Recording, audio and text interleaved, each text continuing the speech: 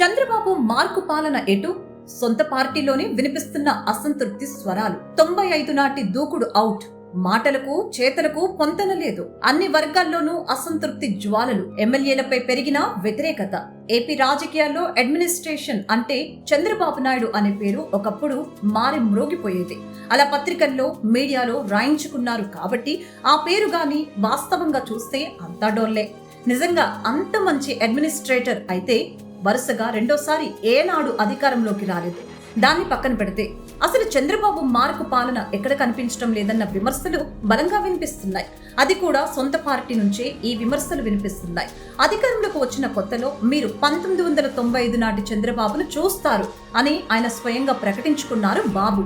కానీ వాస్తవంలో అది ఎక్కడ కనిపించడం లేదని 1995 నాటి ముఖ్యమంత్రిని ప్రజలకు చూపించడంలో చంద్రబాబు విఫలమయ్యారని సొంత పార్టీ సీనియర్ నేతలే గుసగుసలాడుకుంటున్నారు. చంద్రబాబు చెప్పే మాటలకు చేసే పనులకు అసలు పొంతన ఉండటం లేదని పార్టీలోనే చర్చ జరుగుతోంది. ప్రస్తుతం ఆయన అనుసరిస్తున్న వ్యూహాలు సొంత పార్టీ శ్రేణులకు కూడా అంతు చిక్కటం లేదు. నిత్యం జనంలో ఉండటానికి చంద్రబాబు ప్రయత్నిస్తున్నప్పటికీ అది కేవలం ప్రచారానికి పరిమితం అవుతుందన్న విమర్శ ఉంది. ముఖ్యంగా బీసీవై పార్టీ అధినేత బోడే రామచంద్ర యాదవ్ అనుసరించే శైలిని చంద్రబాబు కాపీ కొడుతున్నారని, అయితే ఆ వ్యూహం వల్ల పార్టీకి గాని ప్రభుత్వానికి గాని పెద్దగా ఉపయోగం లేదని టీడీపీ నాయకులు పెదవి విరుస్తున్నారు.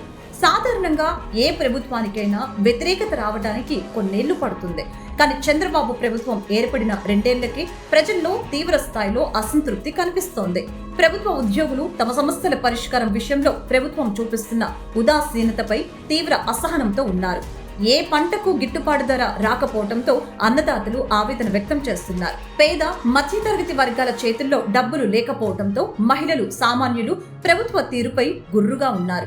ప్రభుత్వంపైనే కాకుండా క్షేత్రస్థాయిలో టీడీపీ ఎమ్మెల్యేల తీరుపై కూడా ప్రజల్లో బీభత్సమైన వ్యతిరేకత వ్యక్తమవుతోంది. చంద్రబాబు మాటలకే పరిమితం, చేతల్లో నో యాక్షన్ అనే ముద్ర పడిపోవటం పార్టీ భవిష్యత్తుని ఆందోళనలో పడేస్తోంది. 2024 నుంచి 2026 వరకు ఒక కొత్త చంద్రబాబును చూస్తున్నామని చెబుతున్న సీనియర్లు ఈ కొత్తతనం పార్టీకి లాభం కంటే నష్టమే ఎక్కువ చేస్తోందని భావిస్తున్నారు.